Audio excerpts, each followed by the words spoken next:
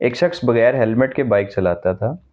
جب لوگ اسے سمجھاتے ہیں کہ کوئی حادثہ بھی ہو سکتا ہے تو وہ ہمیشہ کہتا ہے میں 10 سال سے ایسے ہی بائک چلا رہا ہوں، میرے ساتھ کچھ نہیں ہوگا۔ اور پھر ایک دن ایک معمولی سی غلطی سے وہ کئی مہینوں کے لیے ہسپتال پہنچ گیا۔ مسئلہ رفتار کا نہیں تھا، مسئلہ اس جملے کا تھا، میرے ساتھ ایسا نہیں ہوگا۔ ایک اسٹوڈنٹ جو ہمیشہ پیپر سے ایک دن پہلے تیاری کرتا تھا، اس کے دوستوں نے سمجھایا اس بار پیپر مشکل ہے، آپ پہلے سے تیاری کریں۔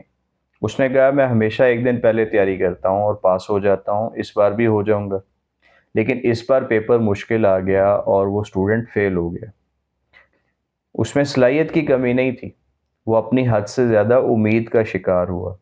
ایک شخص اسموکنگ کرتا تھا، جب لوگ اسے منع کرتے تو وہ کہتا میرے دادا بھی ساری عمر سگریٹ پیتے رہے اور انہیں کبھی کچھ نہیں ہوا۔ وہ ہر خبر، وارننگ یا نصیحت کے بعد یہی کہتا کہ میرے ساتھ ایسا نہیں ہوگا۔ پھر ایک دن پتہ چلا اسے لنگس کینسر ہو چکا ہے۔ ان تینوں مثالوں میں لوگ آپٹیمزم بائس کا شکار ہوئے۔ 1980 میں سائیکالوجسٹ نیل وائنسٹین نے ایک ریسرچ کی کہ ہم اکثر اپنے لیے خطرات کو کم اور کامیابی کو زیادہ سمجھتے ہیں، اور یہی چیز ہمیں حقیقت پسندی سے دور لے جاتی ہے۔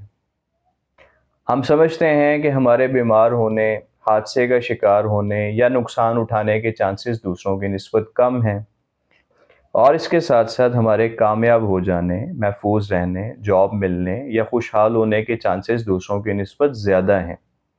حالانکہ لاجیکلی سب لوگ ایوریج سے اوپر نہیں ہو سکتے، لیکن آپٹیمزم بائس کی وجہ سے وہ ایسا سمجھتے ضرور ہیں۔ تو کبھی کبھی یہ جملہ بڑا خطرناک بن جاتا ہے کہ میرے ساتھ ایسا نہیں ہوگا۔